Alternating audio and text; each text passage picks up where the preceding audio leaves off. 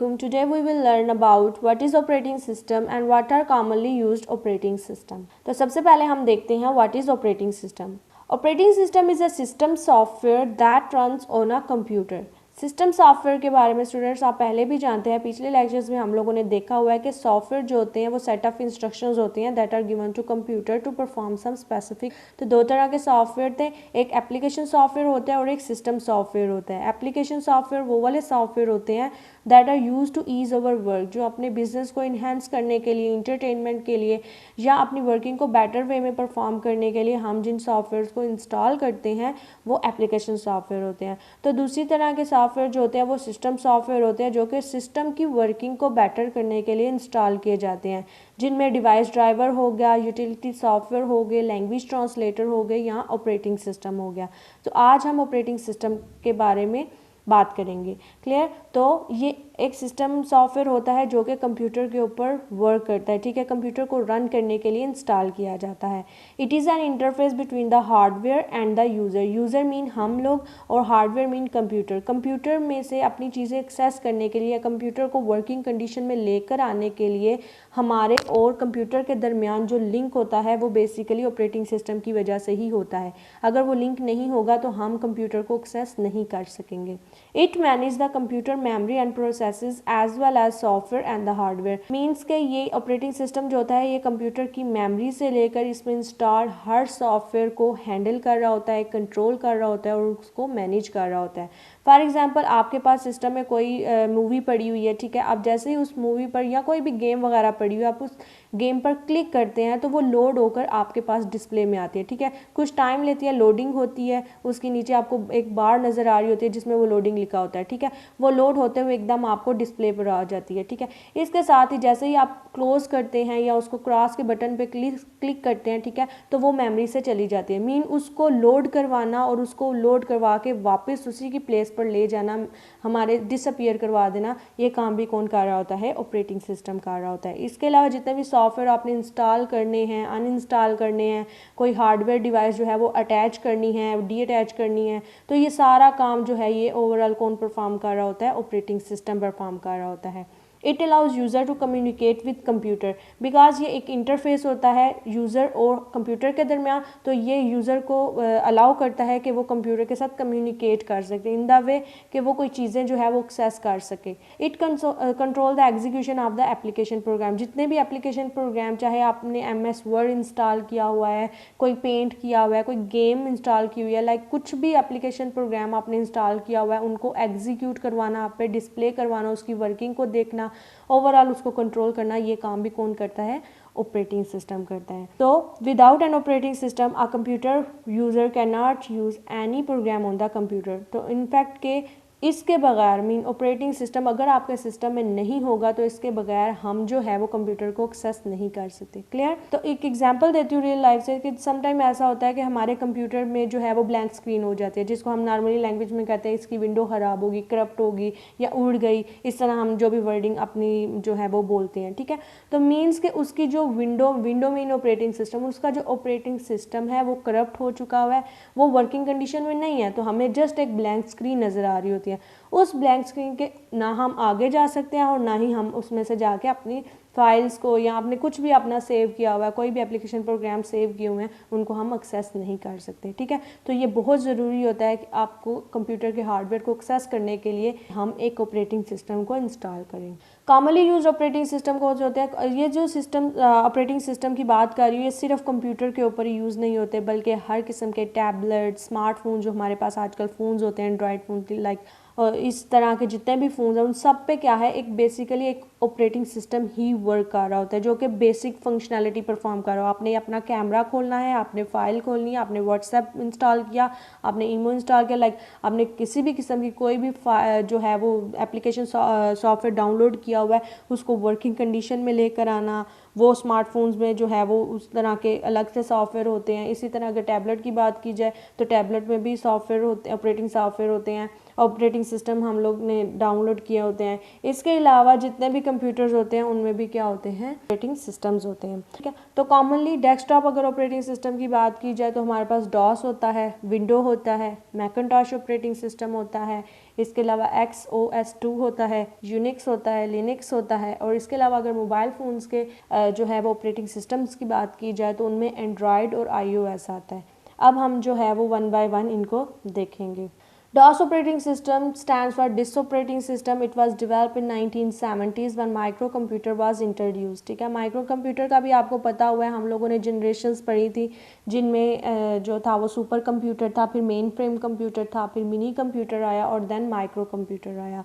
तो जब micro computer introduce हुआ तभी इस जो है वो ऑपरेटिंग सिस्टम की डेवलपमेंट स्टार्ट हुई थी। Clear. It was called disk operating system. इसको डिस्क ऑपरेटिंग सिस्टम इसलिए कहा जाता है कि इसका जितनी भी फाइल्स है इस ऑपरेटिंग सिस्टम की, जितना भी डाटा है वो सारा का सारा एक स्टोरेज डिवाइस होती थी, ठीक है, फ्लॉपी डिस्क, उसके ऊपर स्टोर होता था। आपने कुछ भी काम करना है, आपने किसी फाइल को एक्सेस करना है, उसको रीनेम करना है, डिलीट करना है, लाइक कुछ भी करना है तो आपने पहले उस डिस्क को एक्सेस करके देन आपने वो काम परफॉर्म करना होता था, एक कमांड देनी होती थी, ठीक है। तो इसमें कौन सी कमांड, किस तरह की कमांड होती थी, टेक्स्ट बेस्ड होती, ठीक है, लाइक आपने C:, और लाइक बैकस्लैश और लाइक इस तरह की जो कमांड्स दी जाती थी देन हम इसको एक्सेस कर हम वर्किंग कंडीशन में लेकर आते थे। User had to type commands to interact with the computer. User ने जब भी कंप्यूटर के साथ इंटरेक्शन करनी होती थी, इंटरेक्ट करना होता था, कम्युनिकेट करना होता था, देन वो उन कमांड्स को यूज़ करता था, उन कमांड्स के थ्रू वो जो है वो एक्सेस कर रहा होता था। तो कुछ कॉमन जो हमारी कमांड्स थी वो मैंने नीचे लिखी हुई है, जिसमें CD होगी, डायरेक्टरी होगी, डेल हो गया, कॉपी, फॉर्मेट और रीनेम, ये सारी जो हैं वो कमांड्स, इनको यूज़ करते हुए हम अपनी वर्किंग कर सकते हैं। क्लियर। उसके बाद जो है अगर इसके ड्रॉबैक्स के देखे जाएँ तो डॉस बेशक जो है वो सक्सेसफुली माइक्रो कंप्यूटर के ऊपर बहुत सालों तक इस्तेमाल किया जाता रहा है, ठीक है, बहुत ज़्यादा इसको पसंद किया जाता था और बहुत ज़्यादा लोग इसको यूज़ कर रहे होते थे। बट जैसे ही 1990s के बाद जो है वो विंडोज़ आई तो वो ज़्यादा अपने यूज़र फ्रेंडली होने की वजह से, ज़्यादा एक GUI इंटरफेस होने की वजह से लोगों को अट्रैक्ट किया, तो इसकी जगह जो है वो उसने ले ली थी, ठीक है। तो फॉलोइंग आर सम ड्रॉबैक्स। तो इसके ड्रॉबैक्स क्योंकि विंडो जो थी वो ज़्यादा GUI थी, ग्राफिकल यूज़र इंटरफेस था, उसमें आइकन्स थे, उसमें इंट्रैक्शन ज़्यादा थी, यूज़र फ्रेंडली था, तो इस वजह से जो है वो डॉस की जगह चली गई। तो अगर डॉस के उसके ऊपर ड्रॉबैक्स देखे जाए तो ये था कि the user had to learn commands to operate computer. Computer को ऑपरेट करने के लिए इसमें यूज़र को क्या करना पड़ता था, कमांड्स को याद करना पड़ता था, ठीक है। DOS is not user friendly, ये ज़्यादा यूज़र फ्रेंडली नहीं था। जितनी भी कमांड्स थी वो सारी टेक्स्ट बेस्ड होती थी, हमें उसको याद करना पड़ता था। It is difficult to learn and difficult to memorize. इसको याद करना, इसको मेंटली अपने माइंड में इसको याद करके रखना, मेमोराइज़ करना बहुत ज़्यादा मुश्किल होता था, ठीक है। बजाय इसके कि जैसे आजकल हम लोग क्या करते हैं, एक छोटे से बच्चे को भी एंड्रॉयड फ़ोन दे दिया जाए या टैबलेट दे दिया जाए या लैपटॉप दे दिया जाए तो वो आइकन्स से ही यूज़ कर लेता है। फॉर एग्जांपल कंप्यूटर बना हुआ है, उसको पता चल जाए ये माई कंप्यूटर है, इसमें बिन बनी हुई है, उसे पता चल जाएगा ये रिसाइकल बिन है। लाइक इतना वो यूज़र फ्रेंडली हो चुका हुआ है कि कोई सा भी बंदा जो है वो उसको यूज़ कर सकता था। बट डॉस ऐसा नहीं था। डॉस के लिए आपको स्पेशलिटी होनी चाहिए थी, आपको उन चीज़ों के बारे में पता होना चाहिए, आपको कमांड्स पता होने चाहिए, अदरवाइज आप उसको यूज़ नहीं कर सकते थे। क्लियर। इसके बाद बात करते हैं विंडो ऑपरेटिंग सिस्टम की। Windows was developed bye Microsoft corporation in mid 1980s। It is graphical user interface, GUI interface था, जो कि मैंने अभी आपको पहले बताया, ठीक है, विच इज़ यूज़र फ्रेंडली के मतलब इसमें आइकन्स होते हैं, एक ग्राफिकली एक रिप्रेजेंटेशन होती है हर चीज़ की, ठीक है, तो ज़्यादा यूज़र फ्रेंडली होता है। No need to memorize command like DOS, commands given to computer through the icons, menus and the button. कि डॉस की तरह, डॉस में टेक्स्ट बेस्ड कमांड्स होती थी, उनको याद करना पड़ता था, तो यहाँ पर उन कमांड्स को याद नहीं करना पड़ता था, बल्कि हम जो है वो कमांड्स किसके थ्रू देते हैं, आपके आइकन्स बने हुए हैं उस पर क्लिक करके या मेन्यूज़ में से सिलेक्शन करके या कोई बटन बना हुआ है उस पर क्लिक करके जो है वो हम उसको यूज़ कर सकते हैं। It is most commonly use operating system through out the world. Window आजकल दुनिया भर में यूज़ किया जा रहा है, ठीक है।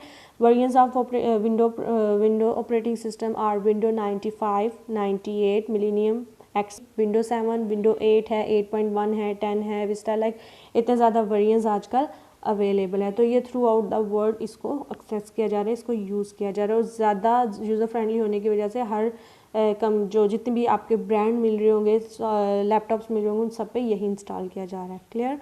उसके बाद बात करते हैं मैक ऑपरेटिंग सिस्टम भी। Macintosh operating system was developed by potato incorporation ने इसको बनाया था। It is only installed on Apple product, ठीक है। ये सिर्फ और सिर्फ एप्पल की जितने भी प्रोडक्ट्स उनके ऊपर इंस्टॉल हो सकता है, अदरवाइज बाकी जितने भी सॉफ्टवेयर्स वगैरह हैं, जितने बाकी लैपटॉप्स वगैरह हैं जिस भी ब्रांड के हैं, आप उस पर एक्सेस नहीं कर सकते। तो अगर डिफरेंस अगर देखा जाए विंडो का मैक ऑपरेटिंग सिस्टम का, तो वो यही चीज़ है कि विंडो जो है वो हर ब्रांड के लैपटॉप के ऊपर, कंप्यूटर के ऊपर आप इंस्टॉल कर सकते हैं। बट मैकिन्टॉश ऑपरेटिंग सिस्टम जस्ट आप एप्पल प्रोडक्ट्स के ऊपर इंस्टॉल कर सकते हैं, बाकी के ऊपर इंस्टॉल नहीं कर सकते। It is more secure operating system as compare to window, ठीक है। विंडो की बजाय ये क्या है कि ज़्यादा सिक्योर होता है। मैकिन्टॉश ऑपरेटिंग सिस्टम जो होता है उसके हार्डवेयर और सॉफ्टवेयर दोनों मिलकर काम कर रहे होते हैं ताकि फ्लॉज जो हैं वो काम आए। यही वजह है कि ये सिर्फ एप्पल प्रोडक्ट्स के साथ ही एक्सेस किया जा सकता है, इसको इंस्टॉल किया जा सकता है, बाकी में नहीं किया जा सकता। क्यों?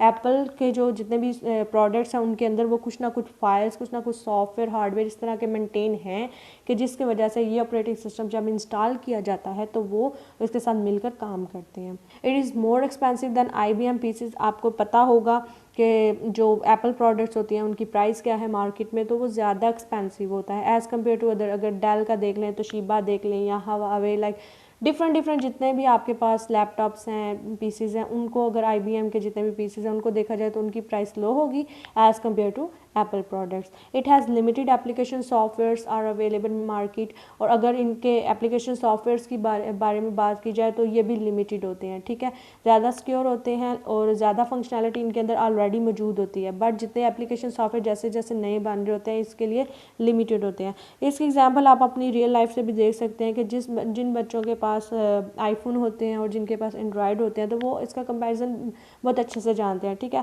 आईफोन में क्या होते हैं कि जो उनका स्टोर होता है उसमें बहुत कम उनको लिमिटेड सॉफ्टवेयर मिलते हैं, जबकि अगर एंड्रॉयड की बात की जाए तो गूगल प्ले स्टोर पे आप जो है वो कुछ भी लिखे उससे रिलेटेड आपको इतने ज़्यादा अनलिमिटेड एप्लीकेशन सॉफ्टवेयर मिल जाते हैं, ठीक है। तो यही डिफरेंस है कि उसके लिमिटेड होते हैं और इसके अनलिमिटेड होते हैं, ठीक है। बहुत ज़्यादा ह्यूज अमाउंट में आपको एप्लीकेशन सॉफ्टवेयर मिल जाते हैं।